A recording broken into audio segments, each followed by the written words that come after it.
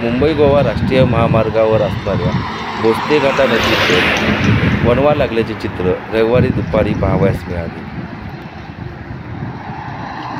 राष्ट्रीय महामार्गालगतच हा वणवा लागल्यामुळे महामार्गावरून प्रवास करणाऱ्या वाहन चालकांना त्या वणव्याचा त्रास सहन करावा लागत होता.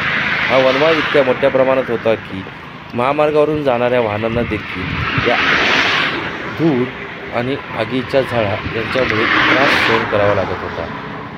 या वणव्यामध्ये महामार्गालगत असणाऱ्या जंगलातील अनेक वनसंपदा देखील जळून खाक झाल्याचे पाहावयास मिळत होते.